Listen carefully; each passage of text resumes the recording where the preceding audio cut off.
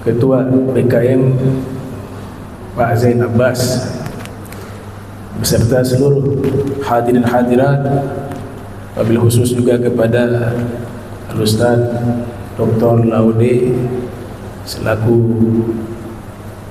pimpinan atau ketua IKADI Maluku Utara, dan Dr. Mukhlisun yang juga hadir, dan seluruh hadirin hadirat, para asatiz yang saya muliakan, saya hormati, yang insyaallah dirahmati Allah Subhanahu wa taala.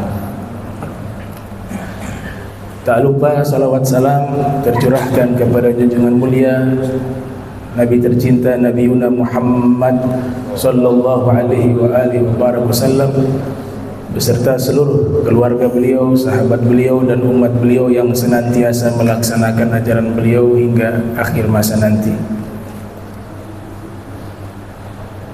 Sebagai tambahan sebelum saya membahas terkait tema yang diangkat, yaitu tentang zakat. Nah, pembahasan ini hadzal bahthi yahtaj ila liqa'at wa liqa'at. Pembahasan zakat ini gak cukup satu pertemuan, karena dia menjadi satu pembahasan tersendiri.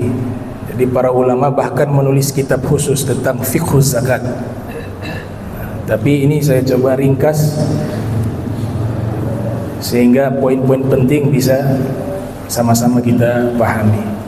Sebelum saya masuk ke pembahasan zakat, sebagai tambahan, karena saudara-saudara sekalian beriktikaf di Masjid Al-Muhajirin 10 hari terakhir, ada ilmu yang disampaikan oleh para ulama agar iktikaf kita pahalanya berlimpah, yaitu niatkan iktikaf di masjid niat wajib atau nazar, sehingga dapat pahala iktikaf bukan sunnah tapi wajib, berlipat ganda pahalanya. Jadi niatnya wajib atau nazar, statusnya menjadi fardu, sehingga pahalanya bukan pahala sunnah saja yang diraih, tapi pahala wajib, dan itu akan dilipat gandakan. Itu ilmu yang diajarkan oleh para ulama terdahulu. Al-Imam Nawawi yang lahir 631 Hijriah, wafat 676 Hijriah, di dalam kitab Al-Majmu' beliau menjelaskan di antara lafaz niat yang dibaca yaitu nawaitu al-i'tikaf fi hadzal masjid fardhan lillahi ta'ala. Ada juga yang menambahkan dengan madum tu fiha atau madum tu fihi, ya, selama saya berada di dalam masjid, ya, madum tu fihi. Az-zakat termasuk ibadah maliyah, ibadah yang berkaitan dengan harta. Wa qad qasama al-fuqaha al-ibadah ala thalathati aqsam. Para fuqaha membagi ibadah 3 bagian. Yang pertama al-ibadah al-badaniyah, ibadah badan, kasolati wasaumi, seperti solat, puasa, dinamakan dengan ibadah badan karena ketika kita beribadah, fisik kita yang kita gunakan untuk beribadah kepada Allah Subhanahu wa taala. Yang kedua disebut dengan al-ibadah al-maliyah, ibadah harta. Apa maksudnya ibadah harta? Yaitu kita beribadah tidak menggunakan fisik, tapi ibadah kita kepada Allah menggunakan harta yang kita keluarkan. Kazakah seperti zakat. Zakat kita ibadah keluarkan harta tanpa fisik. Begitu juga as-sadaqah, sedekah. Ibadah yang ketiga disebut dengan al-ibadah al-badaniyah wal maliyah, ibadah badan dan harta, kal hajj wal umrah, seperti ibadah haji dan umrah. Ibadah haji membutuhkan harta, makanya bagi orang yang mampu, manis tata'a ilaihi sabila, bagi orang yang mampu untuk melaksanakan ibadah haji, maka pada waktu itu hukumnya wajib. Kata mampu di sini mampu secara finansial, mampu secara psikis, mampu secara kesehatan. Nah, itu 3 ibadah yang diuraikan oleh para fuqaha. Zakat berada di al-ibadah al-maliyah. Zakat berada di al-ibadah al-maliyah, ibadah harta. Dan zakat terbagi menjadi 2. Menurut para fuqaha ada disebut zakat mal. Zakat mal ini terbagi lagi menjadi 6. Ya, namanya zakat harta. Zakat harta itu terbagi 6. Sebagaimana yang diisyaratkan oleh Syekh Salim bin Sumair dalam kitab Safinatun Najah, kitabun mukhtasar fil madhab syafi'i, kitab ringkasan tentang fikih madhab syafi'i. Beliau mengatakan al-amwalul lati talzamu fiha zakatu bisittati anwa'. Harta yang wajib dizakati itu ada 6 macam. An-na'amu disebut dengan zakat ternak, zakat unta, sapi dan kambing. Wan naqdan, emas perak. Wal muasyarat, zakat pertanian dan buah. Dalam mazhab Syafi'i buah hanya terbagi 2, kurma sama anggur. Kemudian yang berikut, yang keempat, amwal tijarah, zakat perdagangan. Rubu usyri qimah urudi tijarah, nanti dizakati 2,5%. Yang berikutnya ar-riqas. Yang kelima, zakat barang berharga yang digali. Jadi kalau kita gali tanah, tahu-tahu ada harta, kita sebut di sini harta karun.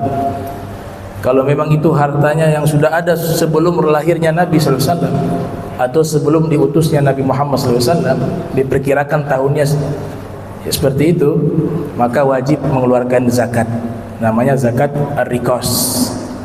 Dan yang terakhir disebut dengan zakat al-ma'din, pertambangan berupa tambang emas dan perak. Inilah yang disebut zakat harta atau zakat mal. Nah, ini kalau dikaji satu persatu butuh sebulan, mungkin 2 bulan. Karena para fuqaha menulis kitab khusus tentang zakat mal saja itu berjilid-jilid. Nah, zakat yang kedua disebut dengan zakatul badan. Zakat badan. Zakat badan hanya 1, yaitu zakat fitrah. Jadi zakat terbagi menjadi 2, zakat mal dan zakat fitrah. Zakat fitrah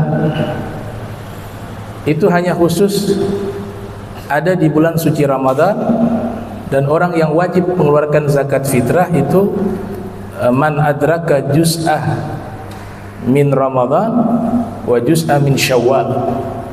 Orang yang dia mendapati sebagian dari bulan Ramadan dan sebagian dari bulan Syawal. Yang dimaksud sebagian dari bulan Syawal awalnya, awal Syawal. Jadi pemahamannya atau contoh, ada bayi yang lahir tepat waktu maghrib di akhir Ramadan. Kalau sudah maghrib sudah bukan Ramadan lagi, sudah masuk Syawal. Maka bayi tersebut tidak wajib dikeluarkan zakat karena dia tidak dapati Ramadan. Atau ada orang meninggal, meninggalnya itu pas maghrib di akhir Ramadan, di awal Syawal. Orang meninggal ini tetap wajib kita keluarkan zakatnya. Dan zakat fitrah ini unik, yaitu kewajibannya anak bayi pun wajib dikeluarkan zakat, orang tua juga wajib. Orang miskin, standar miskin gak masuk dalam zakat fitrah, karena zakat fitrah itu wajib bagi orang yang punya makanan di hari raya Idul Fitri sehari semalamnya dan ada lebihnya, lebihnya itu zakat fitrah. Nah, itu tentang zakat fitrah. Kemudian secara bahasa, zakat fitrah dan zakat mal ya secara umum dinamakan dalam kitab fikih babuz zakah, bab zakat. Itu secara bahasa artinya tathhir, mensucikan, atau an-nama sesuatu yang tumbuh, atau al-barakah keberkahan. Itu makna secara bahasa, atau orang-orang kuliah bilang secara etimologi. Kalau para fuqaha sebut lughatan. Nah, ini bisa dilihat keterangannya dari ulama pakar bahasa Arab. Ya, seperti Imam Ibn Faris dalam kitab Miqyas beliau. Wa kadza al-Imam Fairuz Abadi dalam kitab Al-Qamus Al-Muhit. Wa kadza al-Imam Sayyid Muhammad Murtada Az-Zabidi dalam kitabnya Tajul Arus min Jawahiril Qamus. Beliau mensyarahi kitab Al-Qamus Al-Muhit. Dan juga Lisanul Arab Al-Imam Ibn Manzur. Nah, mereka menjelaskan makna bahasa zakat itu adalah at-tathhir, atau yang kedua disebut dengan juga al-barakah atau an-nama, sesuatu yang tumbuh atau berkah. Nah, berkah sendiri artinya adalah ziyadatul khair, tambahan kebaikan. Atau menurut Imam Raghib Al-Asbahani dalam kitab Mu'jam Mufradati Al-Fadil Quranil Karim, artinya thubutul khair ilahi fi syai', ketetapan kebaikan Allah terhadap sesuatu, itu disebut dengan al-barakah. Dan status hukum zakat disepakati oleh seluruh ulama bil ijma', hukumnya wajib, kesepakatan bil ijma', berdasarkan beberapa ayat Al-Quran menyebutkan tentang kewajiban zakat itu. Di surat At-Taubah ayat 103 misalnya, khudh min amwalihim sadaqah tutahhiruhum wa tuzakkihim biha. Ambillah, kata ambillah di situ di dalam kajian ilmu nahwu ya fil amr, perintah. Dalam kajian usul fikih, al aslu fil amri lil wujub, asal dari perintah hukumnya wajib, bisa juga sunnah. Tapi kalau perintah zakat itu wajib karena dikumpulkan dengan dalil-dalil yang lainnya, ternyata maknanya itu perintah yang sifatnya wajib. Khudh min amwalihim, kata min at-tab'id, ambillah sebagian, tidak semua Allah mewajibkan kita keluarkan zakat. Jadi min di situ maknanya sebagian. Sebagian di sini kalau kaitannya dengan zakat perdagangan, contohnya itu kan 2,5%. Tapi kalau kaitannya dengan zakat pertanian bisa 5%, bisa 10%. Kaitannya dengan rikos, harta galian yang ditemukan 20%. Dan ada disebut dengan nisab. Nisab itu adalah ukuran wajib zakat. Jadi harta kita jika sudah mencapai ukuran namanya nisab, maka di saat itulah kita diwajibkan mengeluarkan zakat. Jadi harus hati-hati ketika ada orang tidak wajib zakat, jangan kita wajibkan mereka zakat, haram. Karena kita sudah mengadakan hukum baru. Dan ketika seseorang sudah wajib zakat, harus keluarkan zakat. Nisabnya bervariasi karena di masa Rasul sallallahu alaihi wasallam standarnya menggunakan emas dan perak. Kalau kita merujuk ke Dr. Wahbah Zuhaili dalam kitab Fiqhul Islam wa Adillatuh, beliau sebutkan kisaran 85 gram emas. Pada saat itu sudah diwajibkan kita mengeluarkan zakat. Kalau 1 gram 1 juta, ya kurang lebih 85 juta. Emas kalau 1 gram 1 juta 85 juta. Jadi pendapat ini juga saya ikuti karena standarnya lebih kecil sehingga kita harus keluarkan zakat. Ada yang 90 gram. Kalau memilih 85 gram, otomatis peluang untuk orang mengeluarkan zakat lebih banyak dibanding mengambil standar yang terlampau tinggi, ada 90, ada 92, dan seterusnya. Nah, itu menurut Dr. Wahbah Zuhaili 85 gram. Dan beliau menulis kitab Fiqhul Islam itu, beliau mengeluarkan seluruh usahanya hingga Dr. Said Ramdan Al-Buti mengatakan, saya gak mampu mengarang kitab seperti Dr. Wahbah Zuhaili. Bisa berbulan-bulan mutola'ah kitab, istiqomah. Ya. Beliau memutola'ah, menganalisa, kemudian mengambil dari pendapat-pendapat para fuqaha lintas mazhab, kemudian dijadikan satu kitab yang berjudul Fiqhul Islam wa Adillatuhu. Kemudian ada yang namanya haul, perputaran 1 tahun. Jadi harta yang kita miliki nanti 1 tahun berikut dikeluarkan zakat, hitungan hijriah. Walaupun tidak semua zakat menggunakan haul ya. Ada beberapa zakat menggunakan haul, ada yang tidak. Seperti rikos itu tidak menggunakan haul. Karena ketika ditemukan hartanya, maka saat itu juga dia mengeluarkan zakat sekitar 20%. Wa fil hadis qala an-nabiy sallallahu alaihi wasallam, di dalam hadis Rasul bersabda, riwayat Ibnu Majah yang lahir tahun 209 Hijriah wafat 273 Hijriah, di dalam sunannya, la zakata fi malin hatta yahula alaihi al-haul. Tidak ada zakat di dalam satu harta kecuali sudah mencapai 1 tahun. Nah, ini yang harus kita perhatikan, bahwa zakat mal tidak punya hubungan dengan bulan suci Ramadan. Yang punya hubungan dengan bulan suci Ramadan zakat fitrah. Artinya kalau ada orang memulai usaha dagang di bulan Sya'ban, maka dia akan wajib mengeluarkan zakatnya di bulan Sya'ban, bukan di bulan Ramadan. Jangan sampai dia menunda. Dia menunda bulan suci Ramadan padahal mulai dagangnya bulan Sya'ban, dia kena dosa. Karena menunda-nunda zakat hukumnya haram. Kalau mungkin memulai usaha di bulan Syawal, masih ada kemungkinan namanya ta'jilu zakat, mengsegerakan zakat walaupun belum masuk ke bulannya, itu masih dimaafkan ya, karena dia mulainya Syawal sesudah Ramadan. Tapi kalau mulainya Sya'ban dan dia menunda mengeluarkan zakat malnya di bulan Ramadan, maka itu bisa menjadi haram. Nah, ini harus diperhatikan. Kita harus menghitung mulai kapan kita mulai berbisnis, sehingga nanti dari situlah kita keluarkan zakat di bulan tersebut. Hitungannya kalau pembahasan hukum agama Islam, standarnya menggunakan bulan Hijriah. Semua pembahasannya menggunakan bulan Hijriah. Sekarang kita dipermudah, setiap kalender ada Hijriahnya. Nah, jadi harus dihitung dan dicatat. Nah, ini dalil pertama ya, wajibnya zakat. Dalil kedua di surat Al-Baqarah ayat 43. Allah Subhanahu wa taala berfirman, wa aqimus salata wa atuz zakata wa aqimus salata wa atuz zakata warka'u marrakiin. Dirikanlah salat, tunaikanlah zakat, dan rukulah kalian bersama orang-orang yang ruku. Nah, selalu di dalam Al-Qur'an ketika ada perintah salat, setelahnya itu ada perintah zakat. Itu satu hal yang sudah lumrah di kalangan para mufassirun. Bahkan mereka memberikan istilah ya as-salatu akhuz zakati wa zakatu akhuz salati. Ya, salat itu saudara kandungnya zakat, zakat itu saudara kandungnya salat. Di mana ada salat, di situ ada zakat. Kemudian ditutup dengan warka'u ma'arrakiin. Itu dalam ilmu balaghah disebut dengan majas mursal, artinya itlaqu juz'in wa iradatu kull, menyebutkan sebagian tapi maknanya keseluruhan. Artinya di situ ruku artinya salat. Allah sebutkan ruku tapi maknanya salat. Sebab ibadah di dalam agama Islam enggak ada posisi ruku.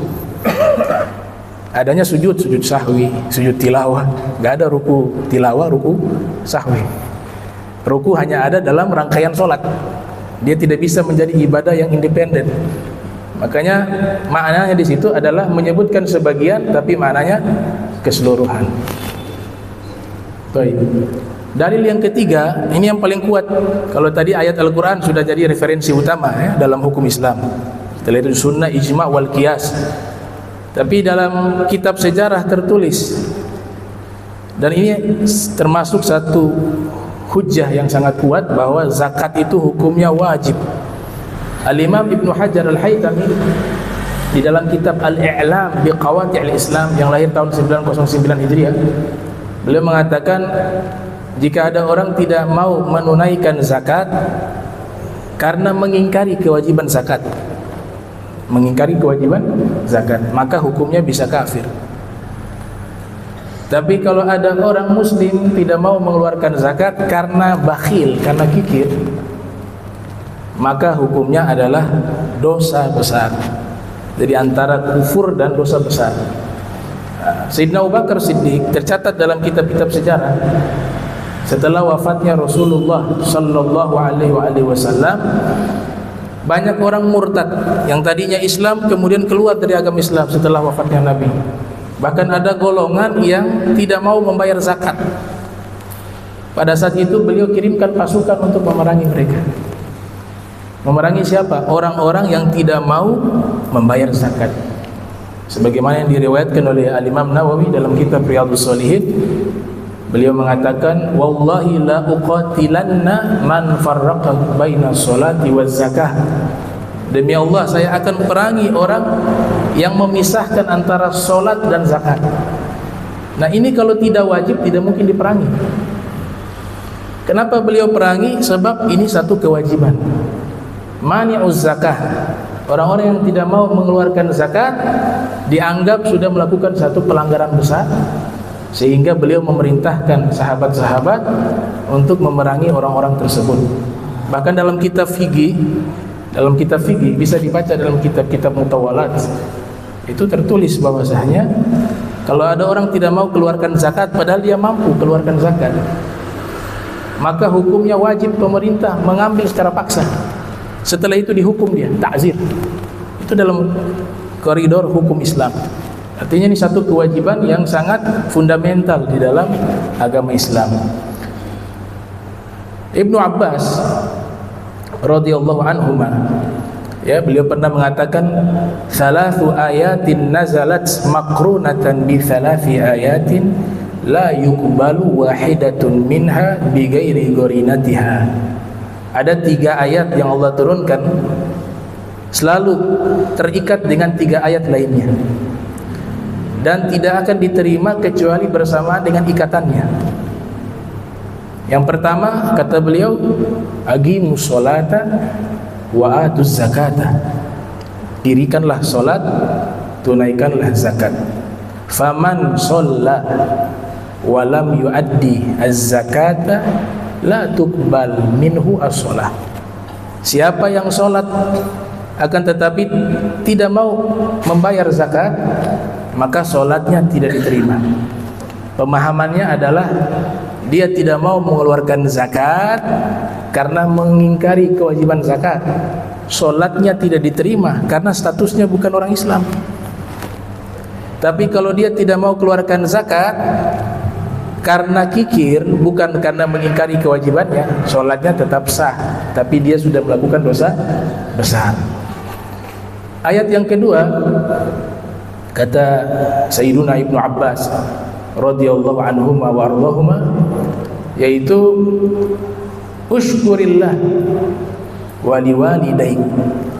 Berterima kasihlah kepada Allah dan kedua orang tuamu. Faman syakarallah walam yashkur walidayhi lam yuqbal minhu.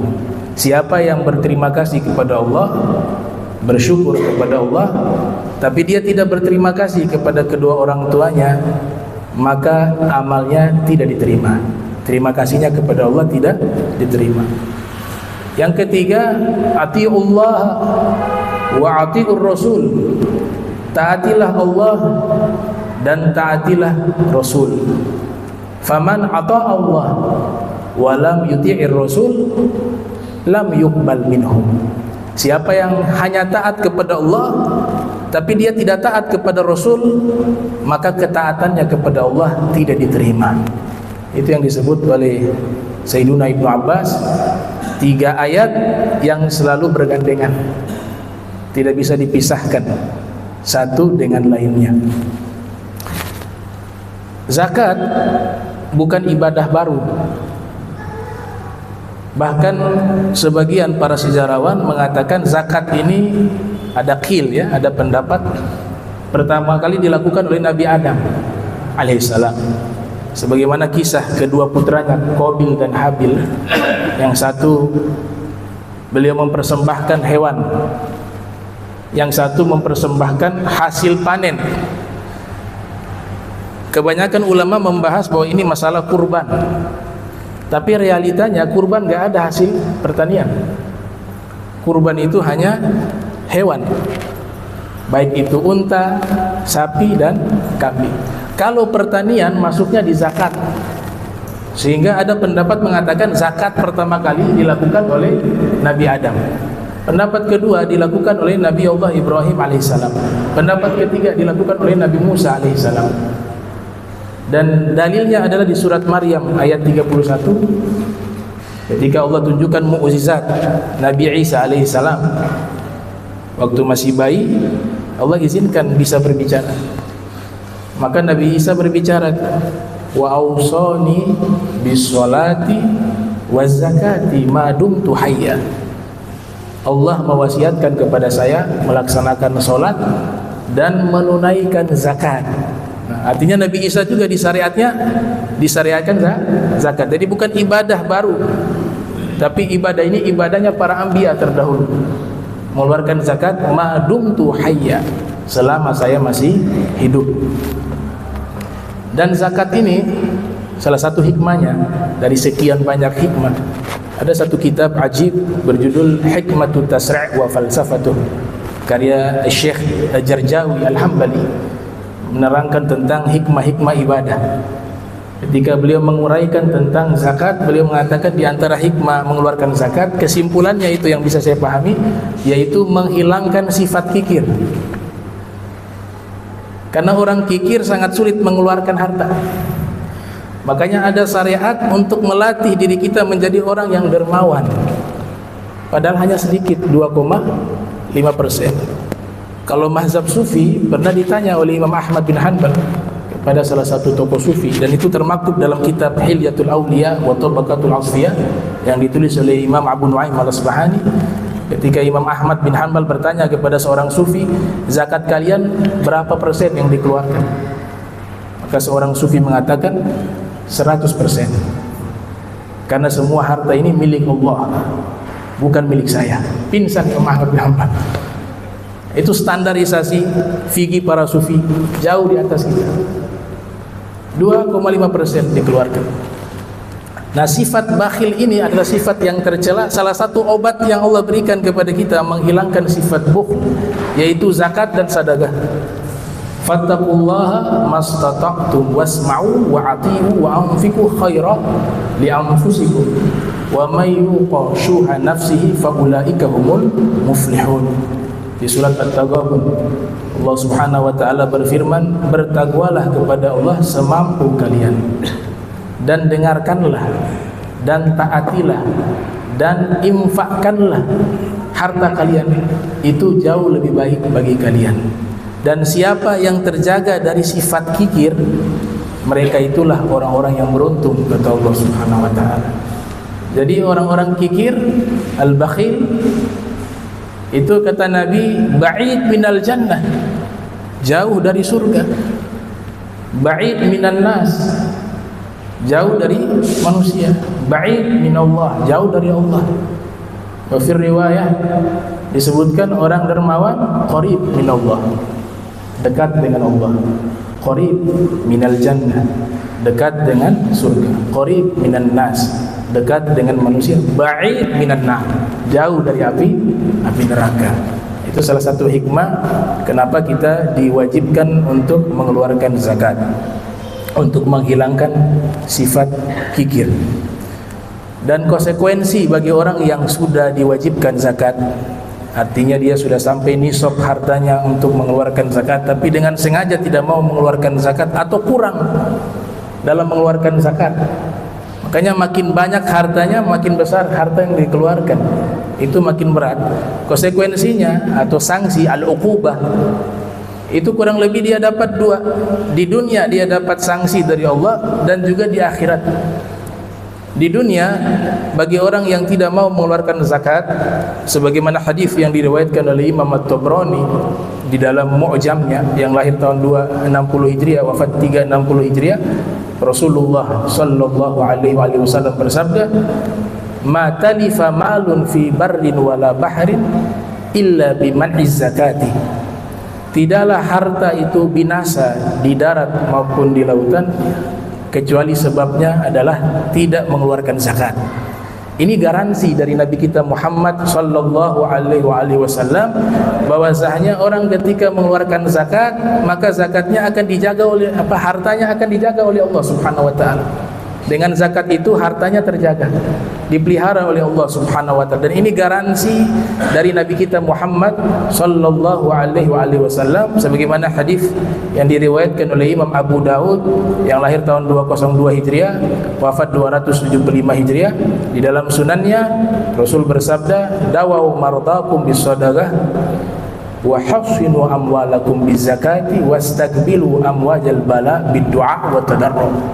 Yang artinya, obatilah orang-orang sakit kalian dengan sedekah dan jagalah harta-harta kalian dengan zakat, kata Nabi kita Muhammad sallallahu alaihi wasallam. Artinya sanksi di dunia, hartanya itu tidak akan berkah bagi orang yang tidak mau mengeluarkan zakat, dan hartanya akan binasa, akan hancur dengan kebakaran dan lain sebagainya.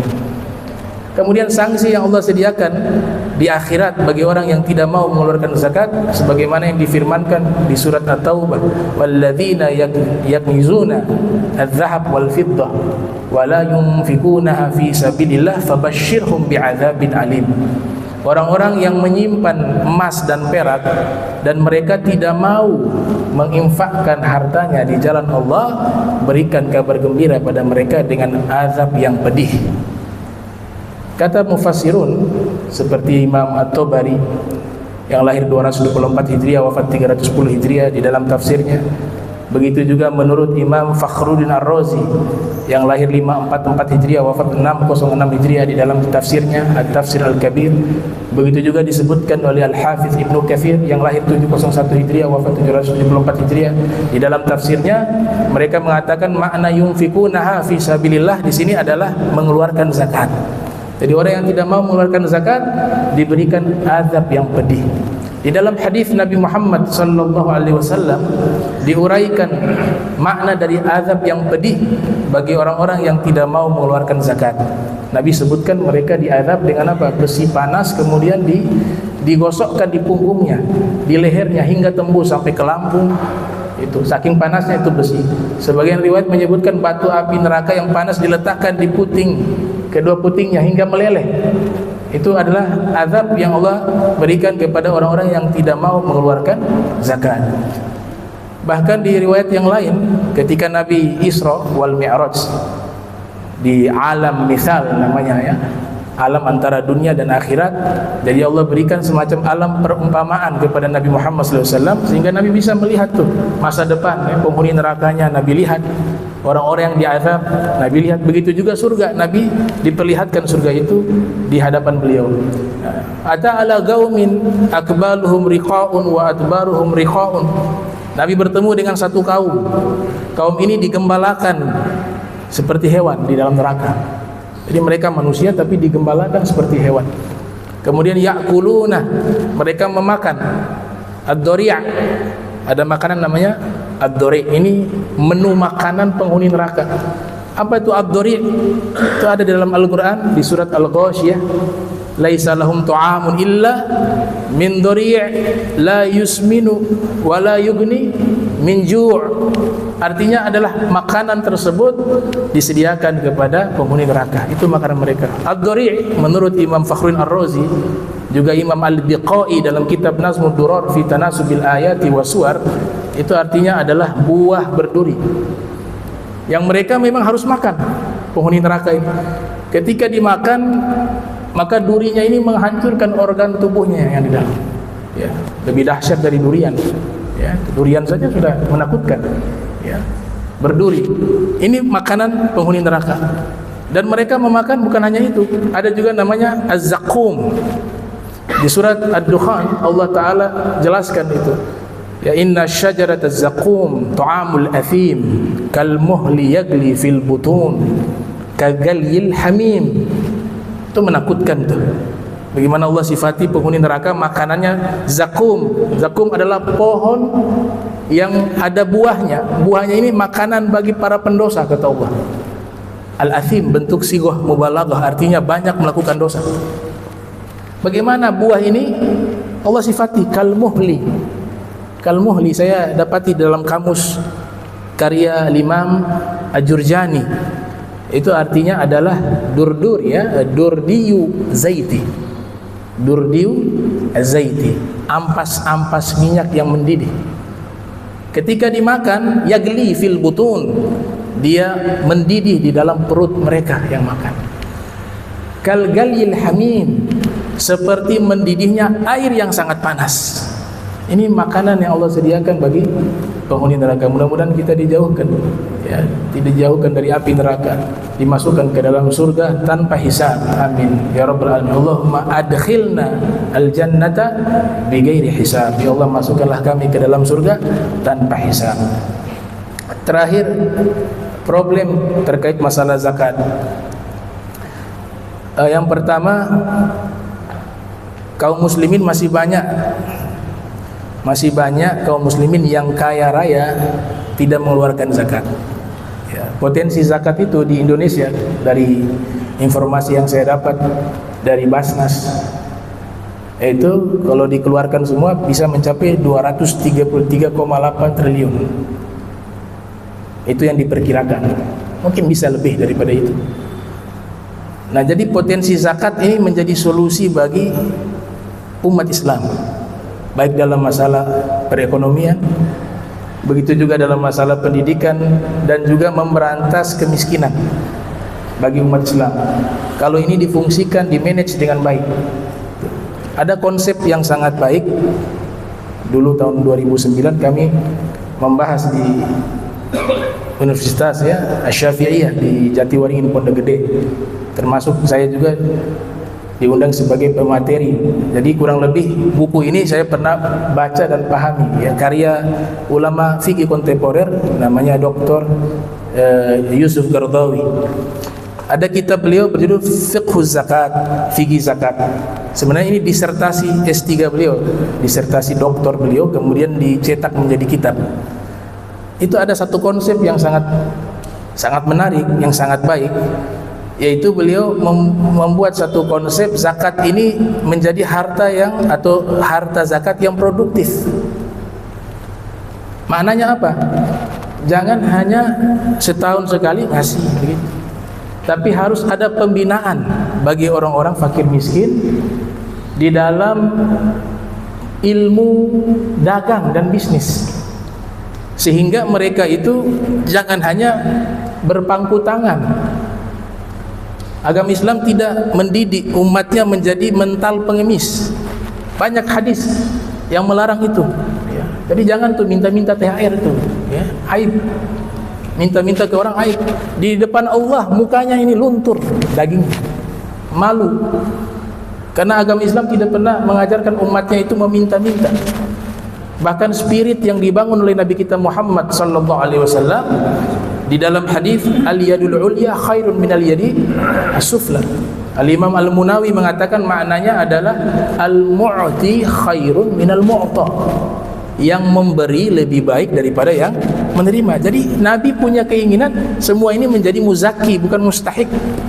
Muzaki itu orang yang mengeluarkan zakat, bukan orang yang hanya menunggu terima zakat.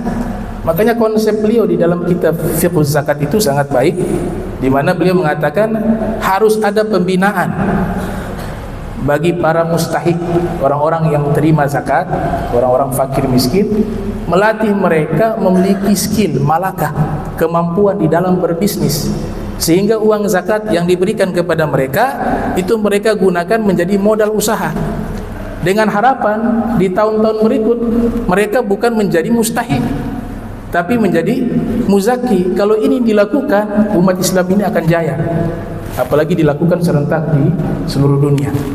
Jadi bukan hanya berhenti statis sebagai mustahik, tapi harus progresif, maju, meningkatkan ekonomi dan merubah statusnya dari mustahik menjadi muzaki. Dan saya rasa itu satu teori yang sangat baik, ya, terlepas dari Syekh Yusuf Qaradawi yang sebagian ulama mengkritik dan sebagian mendukungnya. Tapi dalam masalah ini satu hal yang menjadi solusi bagi umat. Kemudian yang berikut, makin banyak orang muslim yang kaya raya, dan orang muslim ini orang yang soleh, maka makin memberikan dampak positif bagi agama Islam dan masyarakat di sekitarnya. Ada satu kitab karya Imam Zahabi yang lahir 673 Hijriah, wafat 748 Hijriah, Syiarul A'lamin Nubala. itu menjelaskan biografi salah satu al-faqih, ya, seorang faqih, ahli fikih di Mesir, namanya Imam Lais bin Sa'ad al-Misri. Beliau selain ulama, beliau juga seorang pengusaha yang kaya raya. Saking beliau kaya, adanya beliau itu di Mesir itu perekonomian rakyat naik, masyarakat yang miskin sejahtera karena beliau dermawan. Ada seorang nenek tua datang meminta madu 1 botol. Itu Imam Zahabi ceritakan, beliau kasih 1 tong. Jadi dibilang, ini ibu jual jadi pedagang madu, ya, nanti saya berikan modal. Akhirnya yang tadinya miskin menjadi orang yang mampu, yang tadinya mustahik meminta zakat, tahun depannya jadi muzaki yang mengeluarkan zakat. Itu Imam Lais bin Sa'ad. Bahkan tamu-tamu yang datang beliau hidangkan makanan, biasanya roti itu. Mereka gigit roti, dapat koin 1 dinar, ya, 3 juta, lumayan, ya. Setiap tamu yang makan dikasih 1 dinar. Bahkan ulama-ulama yang ada dilarang kerja. Beliau larang Imam Malik bin Anas, ya, Imam Daril Hijrah, yang lahir tahun 93 Hijriah, wafat 179 Hijriah, gurunya Imam Syafi'i. Kata Imam Lais bin Sa'ad, wahai Imam Malik, engkau tidak usah kerja. Kerja engkau sebarkan ilmu Nabi Muhammad SAW. Kerja engkau dakwah. Jangan konsentrasi kemana-mana, fokus di situ. Urusan nafkah saya yang tanggung. Setiap bulan saya berikan tunjangan. Dikasih uang, jumlahnya tidak sedikit. Nah, ini kalau figur semacam ini yang Nabi katakan ni'mal mal soleh li rajul soleh, sebaik-baiknya harta itu di tangan orang soleh. Ya seperti ini. Jadi agama Islam memotivasi kita untuk menguasai ekonomi. Ya, zuhud bukan berarti miskin. Zuhud itu adalah meletakkan dunia di tangan, tidak meletakkan dunia di hati. Sebagaimana doanya orang-orang soleh, Allahumma ij'al dunya fi aidina wa la taj'al fi qulubina. Ya Allah, jadikanlah dunia ini di tangan kami, wa la taj'alha fi qulubina. Jangan kau jadikan dunia itu di dalam hati kami. Itulah esensi zuhud. Nah, orang yang kaya raya dan dermawan itulah zuhud. Orang miskin belum tentu zuhud. Tiap hari menghayalnya pengen kaya, ya, tapi ibadah ditinggalkan. Semangat dakwah tidak ikut membangun agama Islam, ya bukan zuhud. Itu memang keadaannya miskin. Jadi zuhud tidak ada sangkut paut dengan kaya dan miskin, karena zuhud itu adalah satu sifat yang ada dalam hati, yang kita sebut sebagaimana dalam doa tadi, yaitu menjadikan dunia hanya di tangan, tapi tidak menjadikan dunia itu di dalam hati. Itulah esensi zuhud yang sesungguhnya. Makanya Imam Lais bin Sa'ad, sekalipun beliau kaya raya, tapi tidak pernah mengeluarkan zakat. Kenapa? Karena hartanya gak sampai nisab. Saking dermawannya, bayangkan. Jadi kalau kita prediksi mungkin hartanya di bawah 85 juta setiap tahunnya.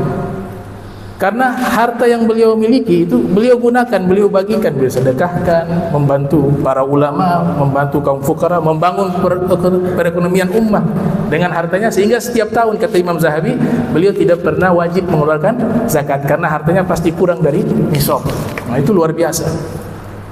Zaman terdahulu juga ada seorang raja Mali namanya Mansa Musa. Ini seorang raja asal Mali, Afrika, dan tercatat sebagai orang terkaya di dunia sepanjang masa. Sampai sekarang belum ada yang pecah rekor beliau, kekayaan beliau, ya. Kemudian Nabi Sulaiman alaihissalam juga termasuk. Itu beliau waktu datang ke Mesir, begitu juga ke Tanah Suci, sumbangan beliau untuk membangun ekonomi kaum muslimin tidak tanggung. 1 ton emas disumbangkan gratis, gak ada bunga, kemudian gak ada kembali, dikasih secara cuma-cuma. Akhirnya pada waktu itu Mesir yang dalam keadaan krisis ekonomi, ketika disumbang itu hampir 500 kg, kufir riwayat hampir 1 ton, saat itu langsung ekonominya inflasi, ya, meningkat. Kemudian ekonomi dari masyarakat yang ada di Mesir membaik. Begitu juga di Makkah, di Madinah beliau sumbangkan dan membangun setiap tempat yang beliau singgahi, beliau bangun masjid. Kemudian pulang ke Mali, membangun sekolah kaum muslimin yang bertaraf universitas. kemudian mengirim guru-guru yang ada di Tanah Suci mengajar di Mali. Tapi waktu berjalan ya dijajah sama Perancis, sehingga kekayaan beliau diambil dari anak cucunya itu. Sehingga peradaban Mali, Afrika sekarang kita kenal negara miskin, padahal realitanya mereka negara yang dimiskinkan, bukan negara miskin, negara yang dimiskinkan oleh bangsa-bangsa Eropa ya, karena yang menjajah mereka Prancis. Nah, terakhir yang ingin saya sampaikan terkait masalah zakat. Ini berada di dalam naungan syariat. Yang namanya syariat tidak ada efek samping. Yang namanya syariat tidak ada efek samping. Tapi kalau produk yang terlahir dari bukan yang bersumber dari syariat ada efek samping, walaupun bungkusannya kelihatan baik.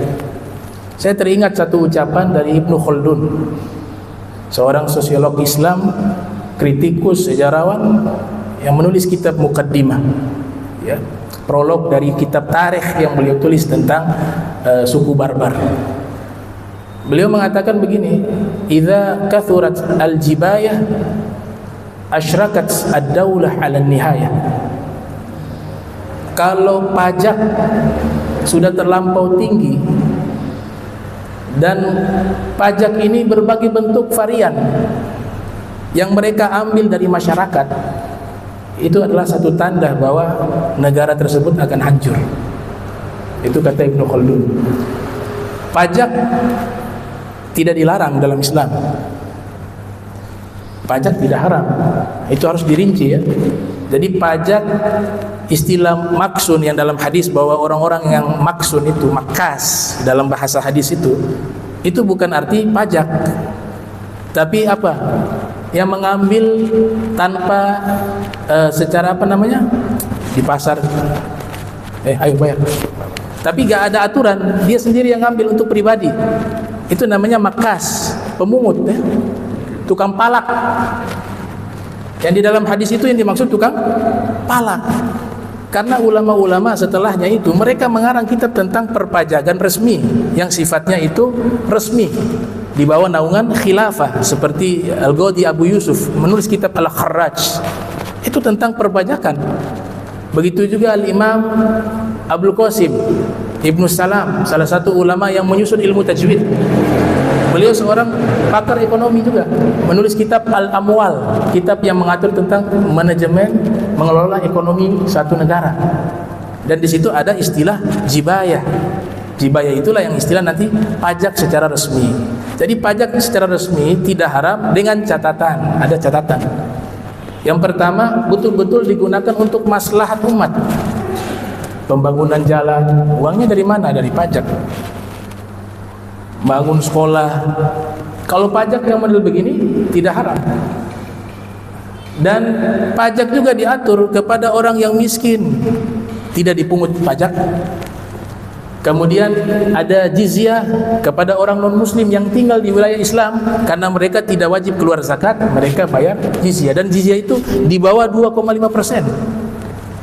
Maka yang semacam ini tidak mengapa. Tapi kalau pajak terlampau tinggi dan mengambil secara merata, baik yang miskin juga diambil, yang kelas menengah juga diambil, dengan tingginya pajak, itu yang dikatakan oleh Ibnu Khaldun, tunggulah kehancuran satu bangsa dengan tingginya pajak, karena akan menyusahkan daripada masyarakat. Dan ini yang dikritik oleh Imam Nawawi ketika waktu itu Baybaros sebagai amir di Suriah itu menaikkan pajak negara untuk seluruh masyarakat.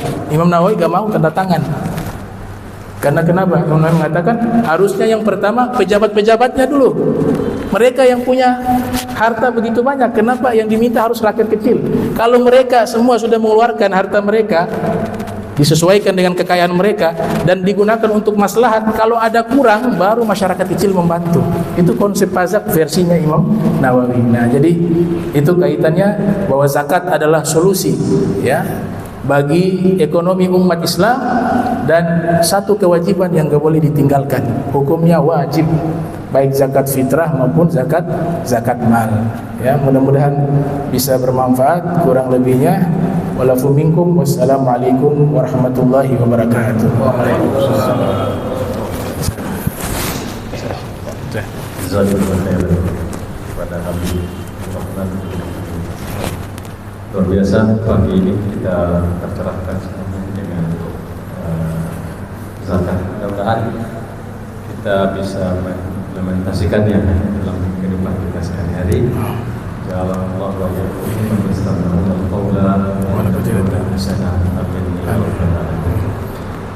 Berikutnya kepada seluruh jamaah kaf seperti biasa kita lanjutkan dengan zikir pagi, dan kami secara pribadi menyampaikan ucapan terima kasih kepada Habib, mudah-mudahan sehat, terus semangat untuk berdakwah, memberikan pencerahan kepada umat. Amin. Demikian, assalamualaikum warahmatullahi wabarakatuh. Waalaikumsalam warahmatullahi wabarakatuh. Boleh. Oh ya. Takutnya ada keluarnya apa tuh? Ah, ya. Masih bisa tuh? Masih bisa. Nanti kami